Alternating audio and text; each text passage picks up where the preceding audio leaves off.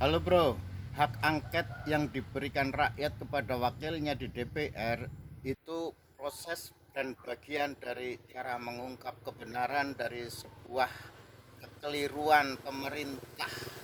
Dalam hal ini curangan penyelenggaraan pemilu, terutama pemilihan presiden wakil presiden di tahun 2024 ini menyisakan problem kecurangan, kebohongan, dusta, dan hak angket bagian dari cara untuk mengungkap kedustaan-kedustaan yang terutama dilakukan oleh pemerintahan di bawah kepemimpinan Presiden Joko Widodo dengan menaikkan anaknya menjadi wapresnya Prabowo Subianto, seorang yang dulu menjadi rival dalam Pilpres 2 kali sebelumnya, tiba-tiba menjadi kawan dan kemudian melihat kepemimpinan hanya sebagai arisan. Estafet kepemimpinan adalah meneruskan cara-cara untuk melanjutkan politik dinasti untuk mempertahankan kekuasaan. Ini cara-cara yang harus coba dikoreksi melalui hak angket. Tetapi kenapa mereka takut untuk menghadapi itu? Karena yang selama ini dipakai oleh para pengikut pendukung Presiden Jokowi seperti halnya sudah pernah diungkapkan oleh Cak Nun. Dulu Cak Nun dihujat sebegitu rupa karena menganggap Presiden Jokowi itu ibarat Fir'aun dan pengikut-pengikutnya itu mengikuti cara-cara kerja yang sangat tidak manusiawi, sebenarnya hanya ingin mempertahankan kekuasaan, tetapi ternyata sekarang orang sudah mulai melihat bahwa apa yang dikatakan Canun itu sepertinya isyarah ngerti sadurunge winara, jadi tahu sesuatu yang belum terjadi dan tanda-tandanya pada saat itu sudah diberikan oleh alam, sehingga Cak Nun merasa kesambet dengan ucapannya bahwa Jokowi itu ibaratnya seperti Fir'aun, dan hasil pemilu sudah diketahui sebelumnya, sudah dirancang sebegitu rupa.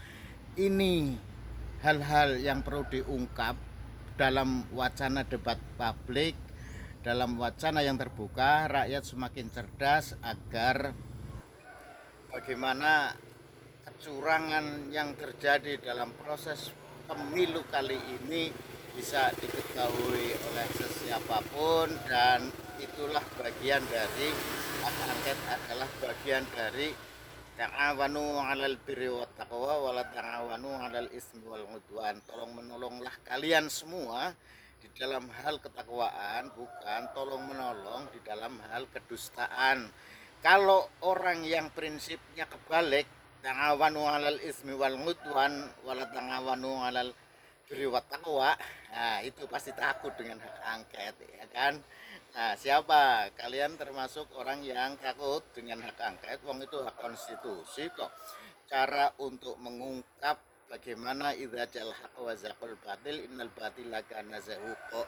Andai telah datang sesuatu yang hak, maka terbongkarlah kejahatan-kejahatan itu dan akan dihilangkan.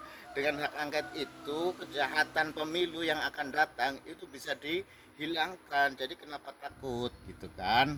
Jadi untuk pendukung Ganjar Mahfud, yakinlah bahwa ya, saya masih pendukung setia, bangga menjadi pendukung Ganjar Mahfud karena ini di belakang saya ini masih ada backdrop, masih ada baliho yang sengaja saya pasang di rumah ini untuk mengingatkan bahwa yang disampaikan Ganjar Mahfud adalah Dwi Tunggal, ide Soekarno Hatta, dan ide dari Gus Dur untuk mewujudkan ekonomi yang berkeadilan, ekonomi kerakyatan, dan ekonomi marhanisme.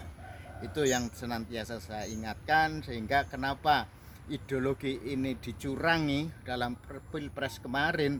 Ganjar Mahfud harus dikalahkan, dan ternyata memang yang dikatakan MH itu benar.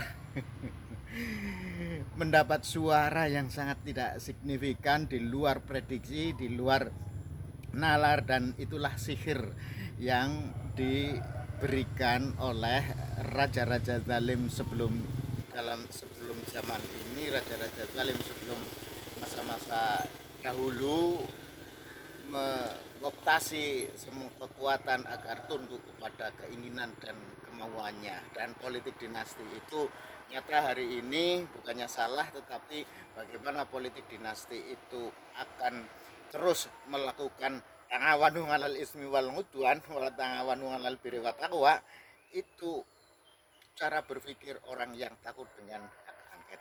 Demikian kabar dari penjaga kabar kuburan, semoga ini memberikan manfaat.